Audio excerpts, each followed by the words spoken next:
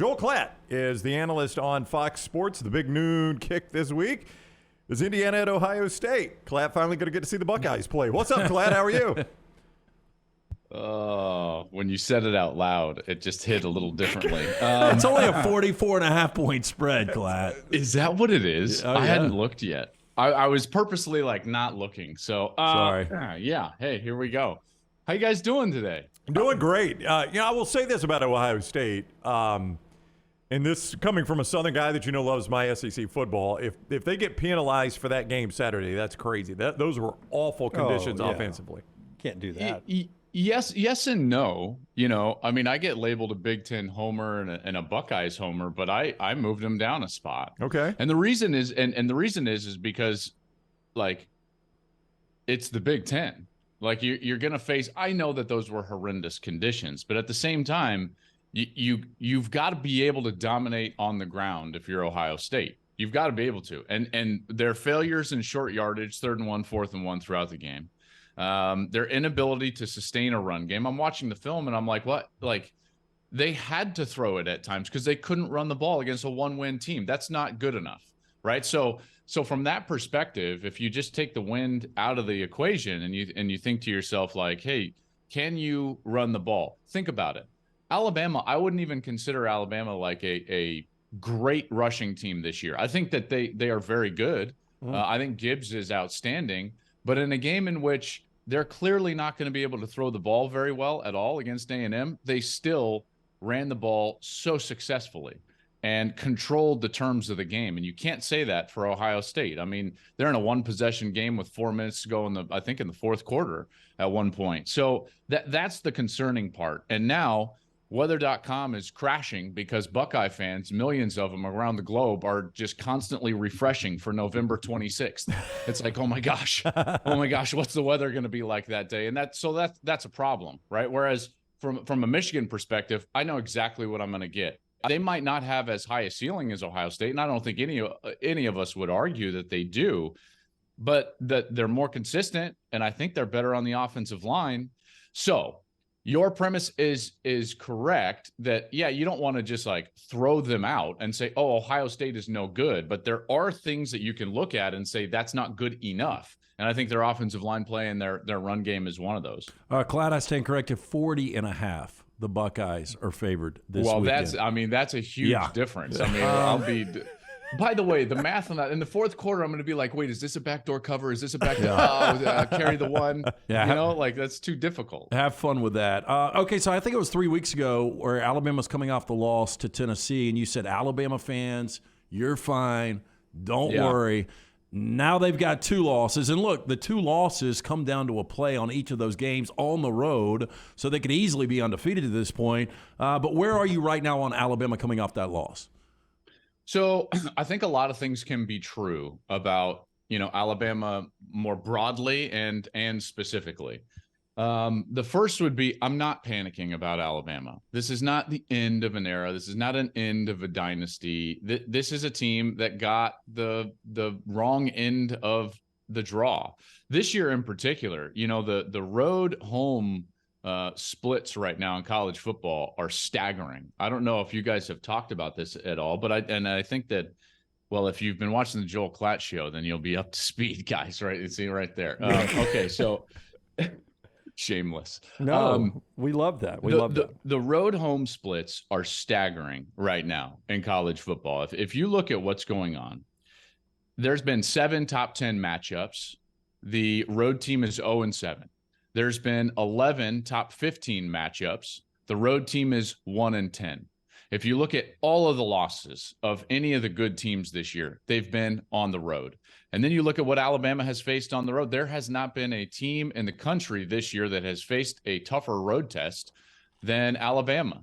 They've faced 3 environments and rosters that really nobody in the country should win at, really. When you think about it, at Texas, at LSU, and at Tennessee, and they went 1-2 in those games, and they all came down to basically the last snap. I made this point on the podcast. I'm like, think about what it has taken to beat Alabama, and this isn't even what I would consider one of the good Alabama teams right, for their standards. I think you guys would agree. They don't have the requisite speed on the outside, so their wide receiver core is not what it has been. I don't think their offensive line is what it has been in the past. The defense, I think, is good, although I felt like they would be better. So this is a team that has fallen short in this year, and you can acknowledge that and say, yeah, they have not met expectations.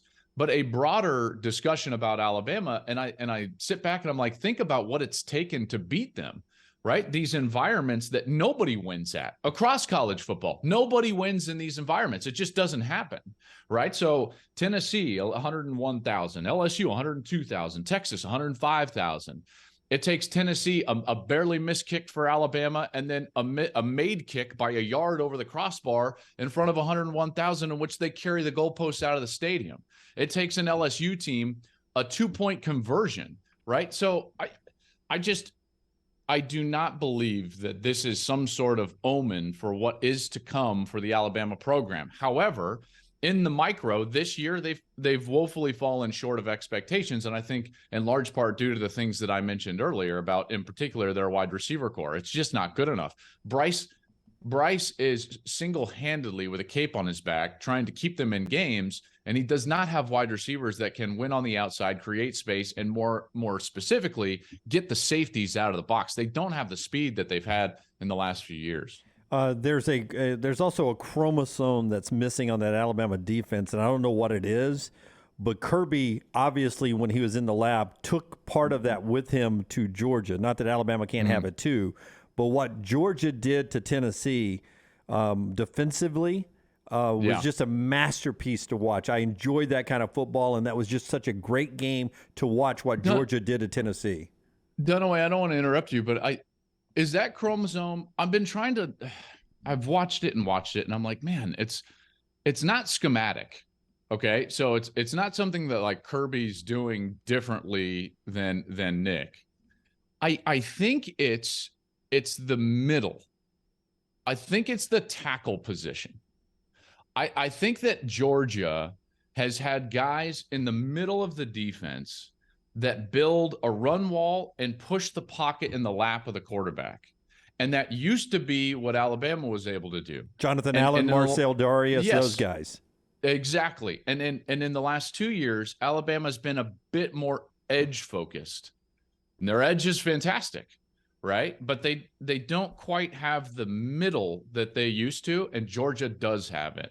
And I think that was the whole key to that game against Tennessee. As I'm sitting there breaking down Tennessee during the course of the year, it was very apparent to me, Hendon Hooker does not gain depth in his drop back. They run that choice route. It was well chronicled last week. There was a couple of great articles and breakdowns across whether it was social media or a lot of outlets. And a lot of people did a nice job with it.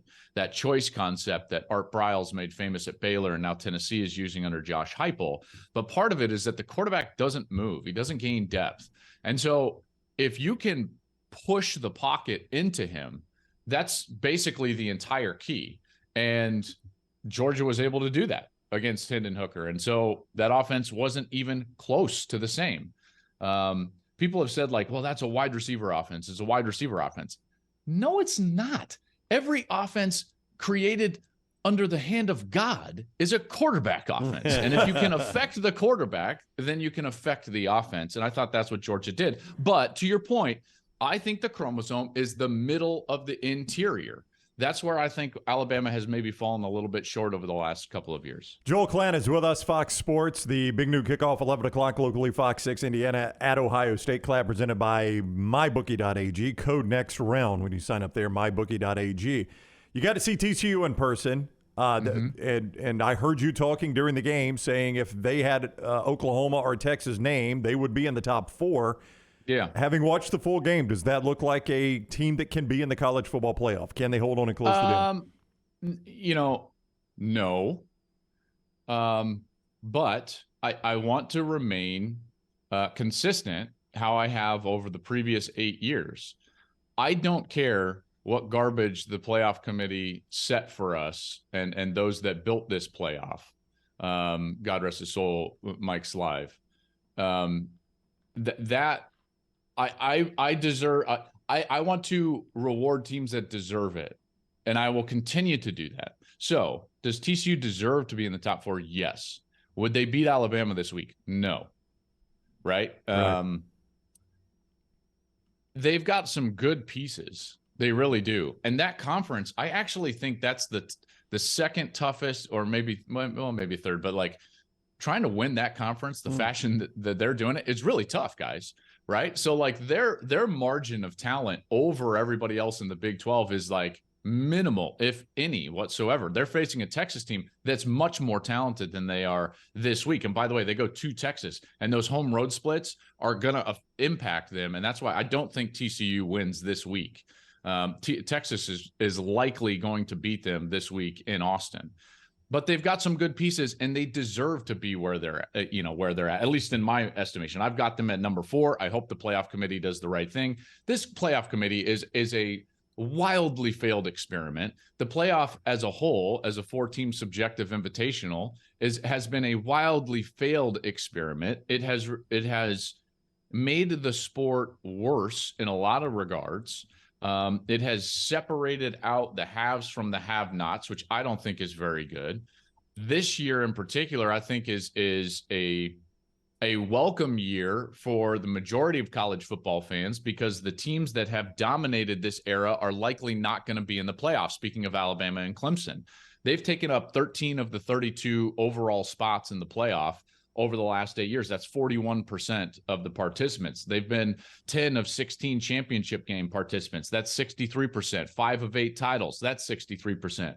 So this type of year is just better for the sport. When you've got 3 teams on the West Coast that think that they have a path to the playoff, Oregon, USC, and UCLA, that's good for the sport. When you've got a TCU in the middle of the country that their fan base is energized and they think they have a path to the playoff, that's good for the sport. When you've got 3 SEC teams still, maybe an outside 4th, that are thinking to themselves, we've got a path to the playoff, that's good for the sport. The more teams late into November that think they have a path to the playoff, the better. So I went on a wild tangent. You asked about TCU. Do I think that they're one of the 4 best teams in the country? Probably not. But that doesn't mean they shouldn't be ranked there. And I think those are different conversations. Back to those West Coast teams that you were talking about. Oregon's getting all the pub right now. Outside of UCLA, they really haven't beaten anybody. Okay. When I start to look at UCLA's path, whoa! They just walked into Folsom.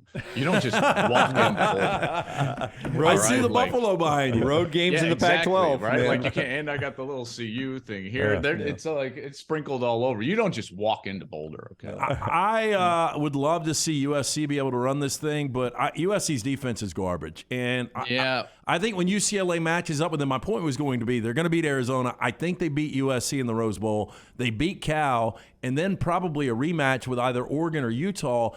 If they go undefeated here on out and they're a 12-1 Pac-12 champion, you got to start to give UCLA a little bit of a look. Yeah, I mean, I agree. I think that UCLA can run it. They do a really nice job running the football. I think that they're tougher at the line of scrimmage than most people think, being that like the Powder Blues and UCLA, you wouldn't think that, right? But they're pretty tough. They've got a quarterback that's playing very well. And even in that game against Oregon, I know that people, just thought like, oh man, Oregon handled them. If you actually evaluate the game, UCLA at Oregon, Oregon played about as flawless a game as you can possibly play. They were perfect in the red area. UCLA, I believe, kicked 3 field goals in the red area. So that's kind of a perfect scenario. They stole a possession with a surprise onside kick, right? Like that's a stolen, kind of gift of a possession. They were at home. I've told you, like, you just don't beat good teams on the road. And that is a really good environment. It might not be 100,000, but it's a loud environment. And so I think to myself, like, well, will all those things play out again if they were to meet in a neutral in Vegas for the Pac-12 championship game? I actually think UCLA would have a great chance. I think UCLA is better than USC, to your point about USC's defense. If I were to bet right now, I think that I would have to bet if like someone says like, you got to, bet $100 or whatever on who's the Pac-12 champ. I think I would bet on UCLA. Now they're banged up and they need to get healthy. That's a huge deal. But that Oregon UCLA game is going to be a massive game. And to your point about the Pac-12 and path to the playoff, I actually believe that either UCLA or USC would have a better argument or a cleaner argument just because of that Georgia game for Oregon. Like, that's just such a tough hurdle to get over, guys.